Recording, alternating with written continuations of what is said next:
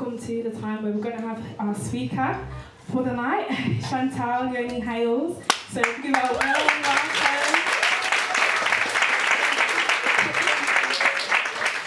Hi everyone. Hi. Honestly, God's truly here. You know, you just feel the presence of God. And just like, when you were singing, when Janelle was speaking, I was like, you know, you just got getting really emotional. Thank you guys for that. I remember I met you, was it last year, August? Yeah, right. And you were singing at a women's uplifting women, basically. Yeah, and I swear, to see you now and just to see like what God's done in those 2 weeks, it's amazing. I'm so glad. God's so good, man. He can reach anyone, can't he? Yes. God's in the transforming business. Truly, because he transformed me. He completely transformed my life. And I know that there's so many people in this room that probably haven't. Thank you for singing as well. It's beautiful. I need to find that tune. There's so many people in this room. I know that you've got a story, because every single one of us has a story on how good God is and what he's done for us. And sometimes you don't really want to share it because you're a bit scared or you're a bit like ashamed of your past, or you know those kind of feelings where you're like, I don't really want to share it because what are people going to think of me? But today it's about keeping it raw and keeping it real. So I'm going to keep it raw with my story. I'm going to keep it real. There's some bit of taboo subjects, but God saved me. He's changed my life and I ain't got no shame anymore. I don't care what I did back in those days and where I was. God truly transformed my life because he's a good God and I'm so grateful. But yeah, basically, with me, a lot of those, you know, earlier when we did the, what we call the scenarios, when I was hearing and listening to some of those scenarios, I could see myself. And especially when it spoke about like the insecurities and the low self-esteem and the worthlessness. And for me, it started from a really, really young age. So when I think I was about a few months old when my dad left my mum. And for the next few years, even when I was about 4, I remember feeling like really worthless, like why has my dad left? And then my mum met my sister's dad, so my sister was born, and I remember feeling envious of my little sister. She's here, so I can talk about this now, it's fine. But I remember feeling envious of my little sister, because I used to feel like she's got her dad. And even though he makes me feel like welcome, and he's not made me feel like I'm different to anyone else, I still longed for my own dad. And I used to feel like, what's wrong with me? Like, what is it that, why has my dad left? What is wrong with me? Why can't my dad stay? Why has my dad left? Like, he didn't just leave Birmingham, he left to go to London, then he left and moved to New York, so it was just like a big step, and I felt like my dad doesn't want me, like it's my fault, I've got something to do with it. So like from a very young age, I was like seeking attention, seeking validation, I was getting in trouble at school all the time, and people would think that I was just a troublemaker, but deep down I was longing for attention, and I was searching for something. And it got to the point where my mum was always going into the school, they were saying, we don't know what's wrong with Chantal, she's always getting in trouble. And I was only about 6 or 7, and I felt so broken, even at that early age. I felt broken, I don't know if anyone can relate, but I felt really broken. And then when I reached the age of about 11, my stepdad then left as well. And then when my stepdad left, that was like the worst thing that could have happened, because not only has my dad left me, now my stepdad's left me, so obviously it's something to do with me. And I remember the day that he told us that he was leaving, because him and my mum had like recently broken up. And he said to me, my sister took us out, and he said, I'm moving to Canada. Don't worry girls, I'm going to ring you both every single day, you're going to be fine, I'll make sure I'll call you every single day, and I'll be back in a year's time. I'm going to move to Canada for work. And that day when he left us, he didn't contact us for 4 years. And it broke me. It brought me to the point where my sister just got to like, I don't want nothing to do with him, but for me, I was hurting.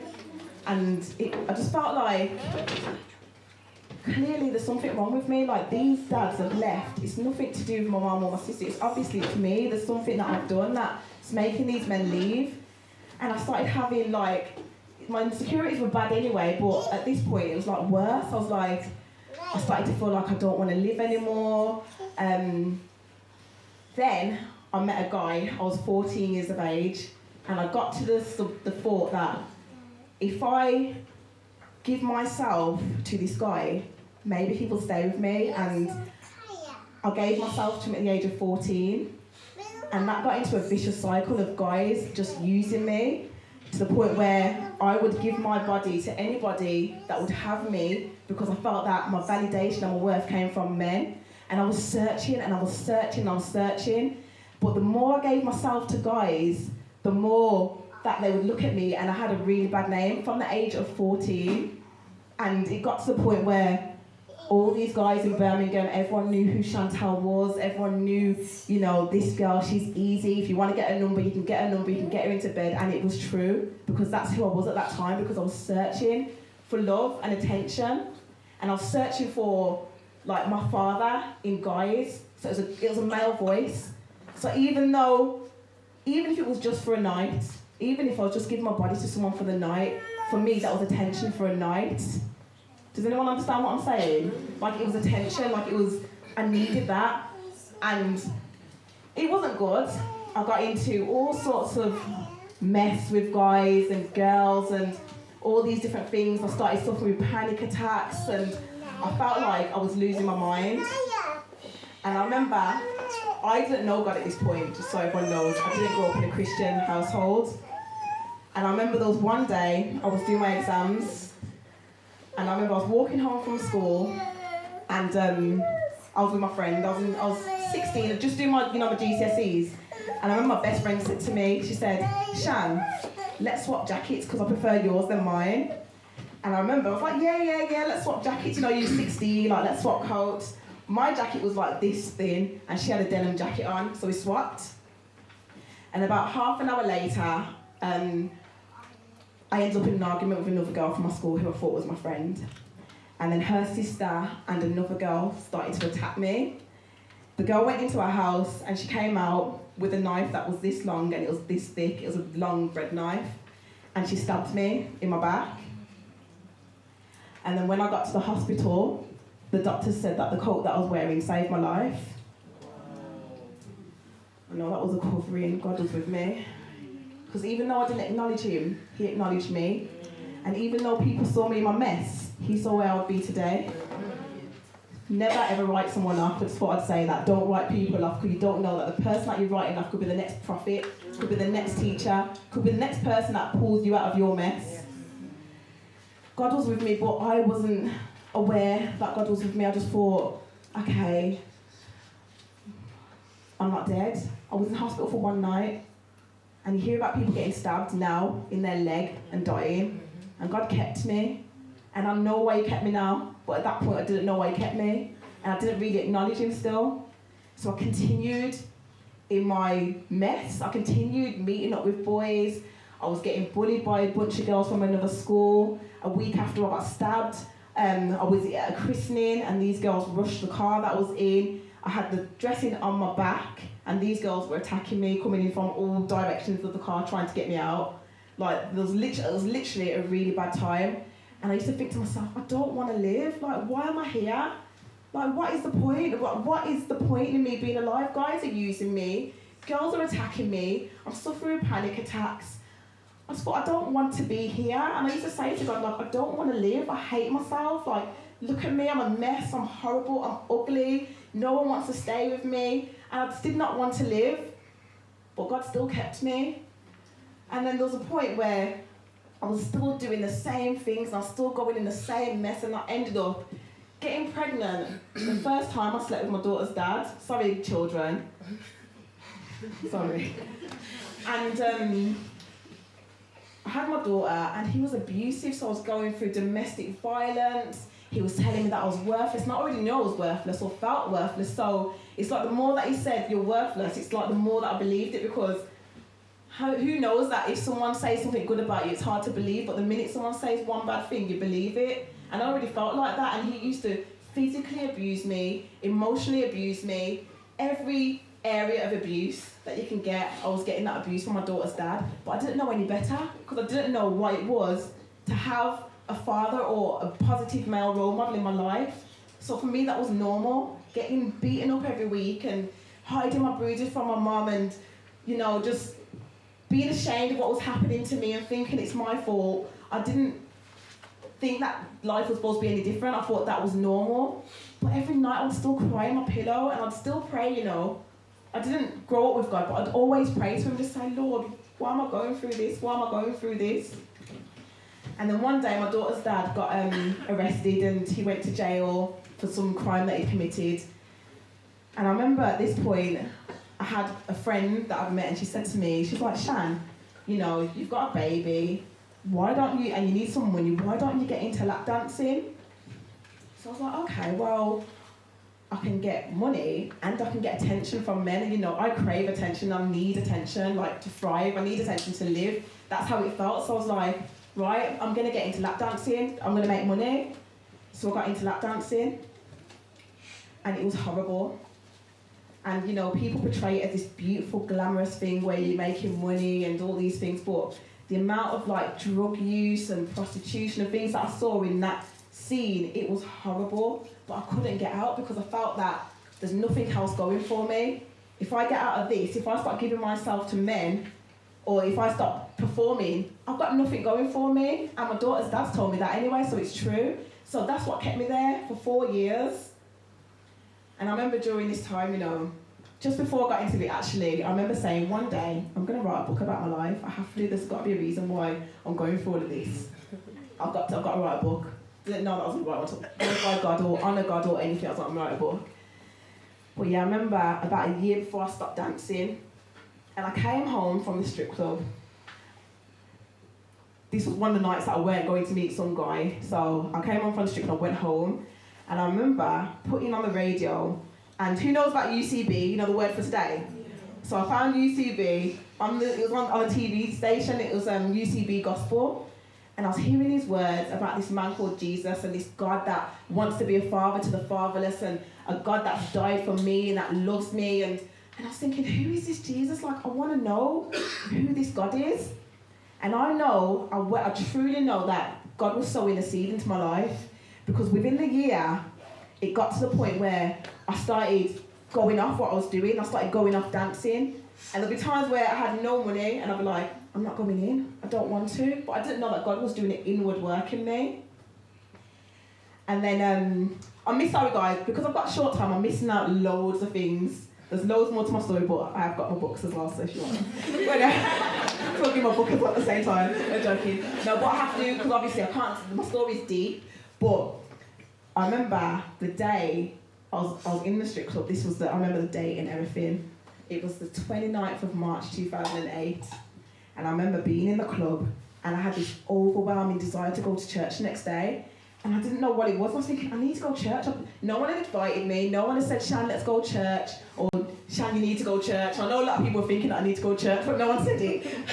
But I was like, I was a mess. Honestly, if anyone would have thought in my family who would be the first Christian in my family, it wouldn't have been me, trust me. But God takes the foolish things of the world, and he takes those ones that you're never going to believe that they will say, just to show how powerful he is.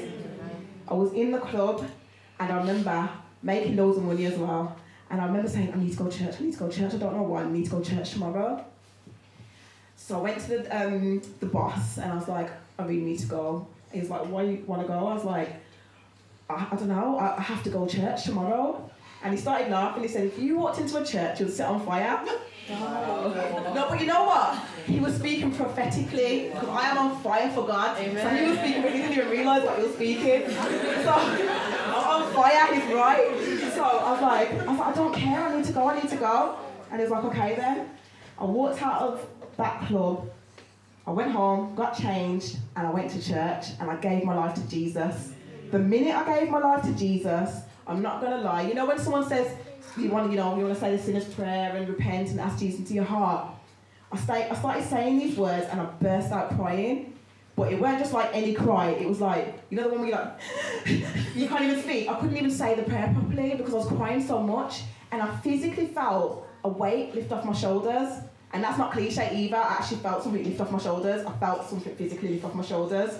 And that was the day I gave my life to Jesus. And my life, I can truly say, has never been the same. God has transformed my life. He has. Continue, trust me.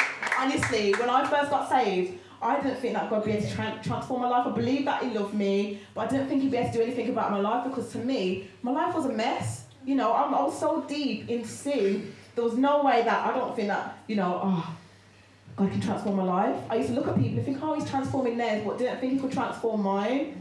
The Lord has transformed my life. Men told me I wouldn't have a man. Men told me I was there to be used. I'm now a married woman. I've been married for 2 years.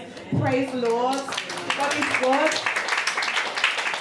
And my husband knows all about my past. And when he met me, guys were telling him about my past. But he doesn't care, because I'm a different person.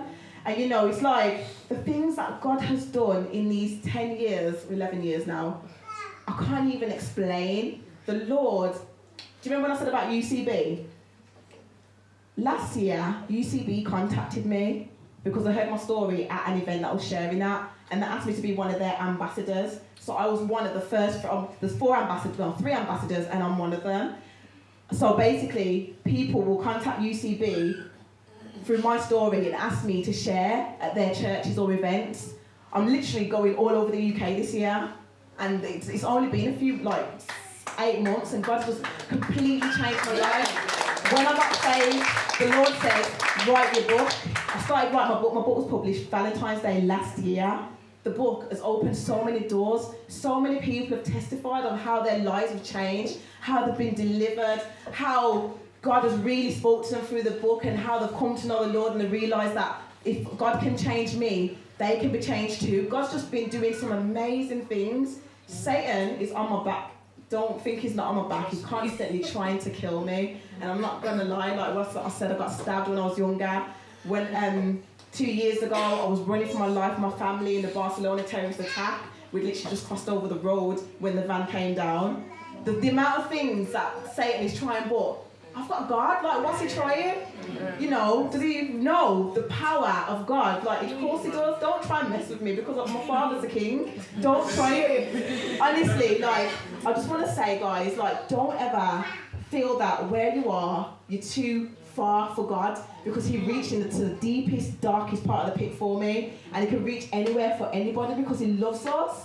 And it doesn't matter what you've done, it doesn't matter what you've been through, it doesn't matter where you are, because if you say yes to Jesus, you will see him just work miracles and just completely turn your life around. He will change it, and sometimes you will go through hardships and trials and all those things, because that's what the Bible says, that we're going to go through things. It's normal. But if, you know, the persecuted Jesus went through trials and tribulations, how much more us? But just knowing that we have the Father walking with us, it don't matter where you've been. It's just like, please just continue to hold on to the Lord. I was the first in my family that's saved and continued to be saved. And now God's raising up people. My little sister's here today. My cousin got saved and baptised. The cousin I used to rave with every single week in London, Lincoln Man. Now she's a Christian, and she's warring with me against Satan for our family. God is just amazing. It's just, I'm just in awe, guys. Like, I'm in so much awe of what God can do. And I just want you to understand that. Don't matter what you're going through. It doesn't matter, because you'll see, in the morning, joy comes in the morning. So sometimes you have to go through what you're going through, because it's going to help somebody else. And I know that everything that I went through back then, God's now using it through my book, through my speaking, for everything that I'm doing. He's using it to reach people. I've got testimony upon testimony upon testimony of the things that God's doing. And it's just, you know, it's just unexplainable. You just know it's God. He's just good. And I just want to encourage you guys. So I'm really rushing through everything today, so I'm so sorry. But I just want to encourage you guys just to hold on to God. Young people, hold on to God, because there's nothing out there in the world. Nothing. I've been out there, and it looks good, and it seems good, and it seems like it's fun, but it's not. All these people are out there thinking, or pretending that it's fun, and they're enjoying it, enjoying linking guys, girls, partying. They're not happy. I know they're not, because I was one of them, and I used to be that one that used to think is confident, out there, confident, walking into the club after drinking a whole bottle of wine, walking in like this, like girls are hating, guys want me. And I used to go home, no, I'm not even joking, and I used to go home and I used to cry myself to sleep, because I was unhappy and I was broken.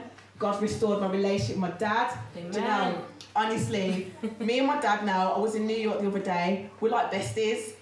My dad lives in New York. I was there the other day. God's restored it all back. Everything that Satan took, God's given me back more. He's given me back more than I could ever dream of. And I would never believe that my life would be where it is right now when I first got saved. But God is good, and he loves us, and he wants us to come to him because he wants to be the God of our lives. He wants to be the Lord of our lives. So make him the Lord of your lives. And if you need prayer or anything with me, just come and speak to me. I have got my book. Like I said, I just touched the tip of the iceberg with my story. It's much deeper. I have got my book. It's called Beauty for Ashes. And it's $9.99, so if anyone wants one, you can come and see me because I've got a few of them with me and stuff. But yeah, continue to pray for me, guys. And sorry for rushing through it all, but I haven't got that much time. But thank you so much, everyone.